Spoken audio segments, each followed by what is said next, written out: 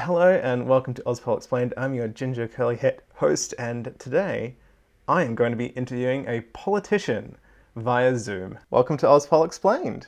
Hey, thanks for having me. It's great to be here. First off, to all our viewers, can you introduce yourself? So, a name, what your job title is, and a quick physical description for accessibility purposes. So, my name's Rose Jackson. I'm a member of the New South Wales Legislative Council, which is the upper house in the New South Wales Parliament. I'm elected by the Labor Party in the Legislative Council, and I'm a woman, I'm Caucasian, I have brown hair. Excellent. Let's get down to discussing what is actually the job of a politician like. So, Yeah. start of the day, you get up, you go to work. What's first on the schedule? Definitely first on the schedule every day is coffee. And then it's pretty much just diving in, returning emails. The phone starts ringing at, 9:30. So, got to keep returning phone calls too. And as I said, every day is quite different. It's a very varied job. So depending on whether the Parliament is sitting, depending on whether we have committees that day, depending on whether I'm doing media visits, that'll also dictate, quite a lot of how you kick off the day. That answers the second question, which is there a constant structure to your day, or does it change day by day? There's just not. It changes so regularly. When Parliament is sitting, there's a pretty regular schedule. We sit at the same times, question time is at the same times, those sort of things. But even when Parliament is sitting, it's not really a constant structure. There's always different meetings or forums or debates, or, if a piece of legislation is being discussed that I'm really interested in, I'll be like laser focused on that debate. If it's a day when they're discussing things that are not a priority for me, I might be off elsewhere in the Parliament doing other things. So look, it is an incredibly varied job with just a lot of different elements that you're trying to juggle at the same time. So people who really like a lot of structure in their life probably shouldn't get into politics, because you're starting every day pretty much at a different time. You're quite regularly in different locations, and you're dealing with an incredibly broad array of issues. Can we get into a little bit of specifics and expand on what is the structure of a parliamentary sitting day? We sit Tuesdays, Wednesdays, and Thursdays in sitting weeks. So we don't sit Mondays and Fridays. So say we've got a sitting week coming up, not next week, the week after. So on that Tuesday, my day starts at 9:30 in the morning with what's called a caucus meeting. That's like a group of Labor politicians, meeting to discuss, what's on the agenda that week, what issues are coming up. Then another meeting at 10:30 with a larger group of Labor parliamentarians, again, to discuss legislation, to discuss questions that we might want to ask in question time. Then we have, a little bit of a break in the middle of the day. On that day, I've got a forum with some people from the Menindee Lakes. This is an area in New South Wales that was really drought affected and had a lot of water problems. So they're coming in that day. I mean, that just happens to be that day. It could be teachers coming in. It could be hospital cleaners. It could be anyone that day. It's people talking about water policy. We have then another tactical meeting at 2:00 just to focus our tactics. Parliament sits at 2:30. So then I'm down in the chamber, actually doing parliamentary work. Question time is at 4 p.m.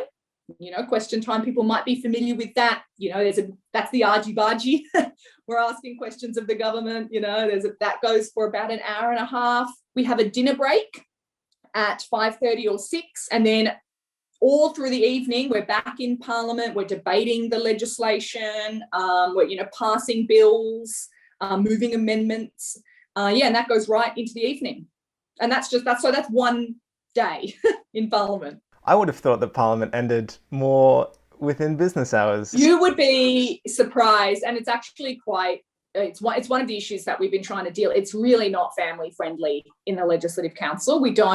When Parliament is sitting, we don't really have family friendly sitting hours. So on a sitting day, I would get home at 1 a.m. most sitting days. I would be home at 1 a.m. and then, back here at, 9:30 the next day. It's pretty, the sitting weeks are really full on. That sounds exhausting. Because you're the Legislative Council, that's the Chamber of Review. Presumably that means that, like, the Assembly ends earlier because they're the ones that send you things? Or is You're right. You're correct. The Assembly ends a little bit earlier. They would normally finish around 7 to 8 p.m. It's still quite late, but they do finish a little bit earlier. And you're right, they send us legislation and then we, review it. And often the debates and the discussions can go for hours and hours and hours. It's a very thorough process, which is a good thing. It's a good thing for democracy that so much attention is paid to the laws that we're passing. But yeah, it just means some late nights. When do you have time to sit down and actually read the legislation? So we don't sit all the time. That's a really important thing for people to understand. We probably sit around 25 weeks of the year. So even a little bit less than half the year is in sitting. The rest of the time, we do have more time to do things like, as you say, review the legislation that's coming up, talk to key stakeholders, what do they think about it, do research. So when I describe a sitting week and it sounds so intense and exhausting, and it is that, people shouldn't think that that's every week. Some people may be aware that there is a bell in Parliament that alerts you to when a vote is happening. Can you tell us a little bit about that? Yeah, I mean, it's not just when a vote's happening. A bell rings every time, the Parliament starts sitting. So there's a bell at the beginning of the day, and then there's a bell when there's a break, and a bell at the end of the day. So we have, bells that indicate the Parliament is sitting and that there's breaks. And then there's a slightly different bell, which is sort of louder and more high-pitched, the real one that people might be familiar with, the real ear piercer. That's the vote bell. And yeah, I mean, as I said, because as I described, you're not always in the chamber. When Parliament is sitting, I might be in my office, meeting with, as I said, people about water policy, or meeting with teachers, or reviewing a speech that I'm going to give, or just grabbing a sandwich. And so we have a really loud, piercing, distinct bell that lets you know, get down to the chamber right now. There's a vote on. You can't miss it. It's all throughout the building, in the bathrooms, in the car park, everywhere. And you have 5 minutes. The bell goes for 5 minutes. And so it's really drop everything. You could be in the middle of a meeting, and this has happened to me. I've been in the middle of a Zoom meeting and I've had to go, oh, sorry, there's the bell, bye. You've just got to drop everything and get down to the chamber and vote. What happens if you just don't show up? Big trouble. I mean, people miss it. You are right, they do miss it. I mean, there's no formal sanction. There's no, actual sort of punishment. Obviously, your vote's not recorded. And yeah, but you get a big telling off by your party because, I'm elected by Labor voters in New South Wales to participate in democracy, to participate in votings. And that's, if I miss that, because, I'm not listening or whatever, yeah, named and shamed. So there's no formal consequences. It's just sort of frowned on if you just... That's right. There's no formal consequences, but it is an informal system of, being reprimanded, for not doing your job properly. It's our job to vote. If you don't, you'll be told that's not good enough. I should say that you can get a thing called a pair. We're getting a little bit technical now, but just to make it clear to people, a pair is like formal leave from Parliament. So I'm a working mum, say one of my kids is really sick, or say I'm sick, and you can't come to Parliament, you can get a formal pair so that you're on leave essentially for that day, and then you're not reprimanded, then you're fine. But if you're going to miss things, you've got to submit that request and say, I can't come for this day or this period because I have something else on that's really important. I should say to people as well, it's not just any excuse. You can't say, I don't feel like coming today or whatever, like you're expected to turn up and do your job unless you have, a good excuse. You're sick, your kids are sick, you have a funeral or something like that. Isn't pairing a system where like the opposite party agrees to take away a person? Yeah, that's right. That's why it works as like a formal leave system, because if you're not going to be there to cast your vote because you have something on, the other party will take one of their votes out too, to acknowledge, look, fair enough, the other party would take one person out as well as acknowledgement of that. So that's why it's a formal process. It's across the parties. If you just miss a vote because you're not listening properly, there's no formal process. You just drop the vote. That's why it's problematic if you do that. What do you do outside of parliamentary sitting weeks? At the moment, we're in a process called estimates. I don't know why it's called that, and it's a really weird and confusing name. Just one of the many things about politics that doesn't make sense. And it's great that you have a show that tries to explain this to people. It's really valuable. Basically, it's just like committees, so for this week and next week, I'm spending a lot of my time in a meeting room with me and other members of the Legislative Council, other politicians, asking questions of senior public servants and ministers about how they're doing their job. In Parliament, you don't really get a lot of that. It's quite just adversarial. It's quite clashy. When people watch Parliament, you don't get real answers to questions. Like it's a bit of a show. These estimate committees are a proper chance to say, look, how's this budget working? How's this program working? You can dig into things properly. So that's a big part of our job, doing committees. I've done committees on battery cages for chickens. I've done committees on gay hate crimes laws. I've done committees on firearms laws. I've done committees. I did committees on abortion law reform. I mean, that's 4 of probably 15 that I've done. So that's a lot of our work when Parliament's not sitting.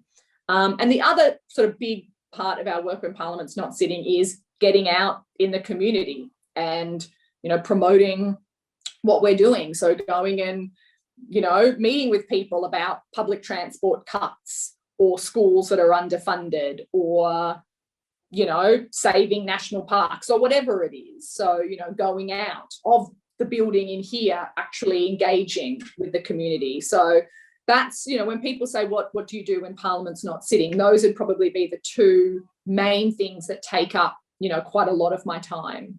What would you say is the most challenging aspect of the job?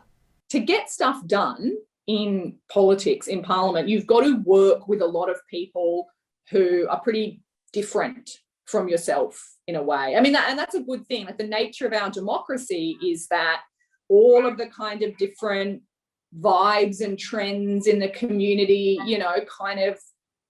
get elected and get a voice in our Parliament. But, when you get here and you have ideas about things you want to do, you can't do anything on your own in here, really. Like you have to work with other people. I mean, again, it's a good thing. People have got to work together to, get stuff passed. But that can be challenging, even within your own party, like even for me within the Labor Party. There's a lot of different people, different backgrounds, different experiences, different views on stuff. And it's pretty challenging to, try and find common ground, common purpose within your party, across parties. It's really important that we do that. It makes our laws better. It makes our democracy better. But yeah, I think that is one of the challenging things of the job, is that you've got all these ideas and all these expectations from people about what you can do, and you can't do any of that unless you can get other people on board. And those other people are coming from their own place and their own values. And so you've got to, connect with them and persuade them and bring them on board with you. And that's hard, and it often takes time. What's something that people assume about your job that is totally wrong? Look, the main one would be that I can make decisions, that I can do stuff. Like often people assume, you're a politician, you're in Parliament, can you fix this for me? And I can't do that at all, because I'm in opposition and I'm on the backbench, which means I'm not a minister or a shadow minister. So, If I get in a taxi or talk to some mums at my kids' school, oh, you're in Parliament. Oh, well, here's a problem. Can you fix that for me? And it's like, it doesn't work like that. I don't have any levers I can pull. I don't have any powers to make decisions or tell people what to do. So, it's one thing that people think about politicians like me that sadly, in a way, just isn't true. But, as a member of Parliament, you can still introduce a bill, correct? And just fingers crossed that the government is like, actually, this one time you have a point. That's right. I can introduce a bill. I can move a motion. I can write a letter. I can raise an issue. I can use my voice. And I do that a lot. And as I said, that's a very valuable thing. I'm not trying to say that I can't make a difference. I can. And I hope that I do. But I can't change things. I can't, I can't pull a lever and deliver an outcome in that way, because particularly, because when Labor's not in government. But even if Labor was in government, it doesn't work like that. So, you often have to try and explain to people like, yeah, that issue that you've raised is really important. Here's how we fix it together, or here's the process that we have to go through. But, any expectation that I can just pick up a phone or send an email and say, hello, it's politician Rose Jackson here. Fix this, please. It doesn't work like that. Especially because there's two chambers and governments don't tend to have control of both. So even if you were the party in power, there would still be this collaboration between other parties as well to get things through. Yeah. Absolutely. That's right. Obviously you have to interact a lot with lots of people and you get lots of emails. What is the process like of sort of sorting through all those emails and responding to them? I have two email accounts. One is a more personal email account that I use, try and just use for my own correspondence. I have another one that's a more public account, that anyone can access, anyone can email me on. That one just gets bombarded with emails, and particularly if there's an issue on and people set up those automatic e-petitions, we'll just get thousands of emails going in there. So, we set up rules, we set up folders to try and, keep track of stuff, but it's hard and stuff can get lost. And then even sometimes in my personal email, a lot comes in there, I try and operate, as I said, I'm a list person, so I try and operate a very clear folder system, and tag and follow up and all of that. But still, even then, it can get messy and you can miss things. There's a lot of incoming noise. I also, I'm quite active on social media. And so, on my Instagram, on my Facebook, on my TikTok, on my Twitter, people are DMing me all the time, and sometimes they're really interesting stories and people that I want to connect with and work with. And, I'm sort of saying, but obviously mixed in there are all of the crazy bots and whatever, right? And so trying to keep track of, communicating with the community, which is really important to me, that I really want to, get out of the bubble and the fog that is Parliament. Can be challenging and can be a bit chaotic. So if you've sent me an email or a DM and I haven't replied or it took me a while, I'm really sorry. And my only defense is, there's just a lot coming in. You have an assistant or a team to help you though? I have one staff member. So yeah, okay. I do get one member of staff. So not much. My staff member's awesome, but he has to do all of my communications, my diary, research, media liaison, like being a politician, if you're interested in working in politics, you can be a staff member for a politician. Again, it's a very varied job. It's lots of different, skills that you need. And that can be really interesting. Some people love that. They love the kind of diversity and dynamism of those roles. But you do need to be able to just jump in and, do a whole bunch of different stuff. We've kind of come to the end of our questions. Is there anything else you'd like to mention about what you do? Yeah, I suppose I'd just say, I think it's great. I love working in politics and I would highly recommend it to people. If you're watching this, maybe you have some interest in politics and you want to learn a bit more about how it works, and I really want to give a plug to having a political career. It's really valuable, it's really important, and it's really rewarding. So, go for it. And the second thing I'll say is, if you're thinking, oh, how do I do that? Like, I'm watching this thing, I'm learning a bit more, what's the first step? I really encourage people to join political parties. That is, honestly, if you want to be a politician or work in politics, it is the best way in our system to get active. So, for me, or if a Labor person, join the Labor Party, but join the Liberal Party, join the National Party, join the Greens, if they represent your values. That is easily the best way to get started. You can put your foot in the door, start volunteering. So that would be, my number one tip. If people are like, oh, how would I get into Parliament? How would I do that? Go and join. It's pretty cheap. Almost all of them, you can do it online. And do it. It's great. You'll love it. And we need you. Whoever you are watching who's keen, we need you. Thank you so much for making the time to talk to us today. No, thank you. Have a nice day. Best of luck with your emails. Yeah, thanks, man. There you have it, a look into the day-to-day life of a politician. Thank you so much for watching. I hope you enjoyed and learned something. Share this around so other people can learn as well. Comment down below what you would love to learn about next. And don't forget to subscribe. Thank you so much for watching. I will see you next time.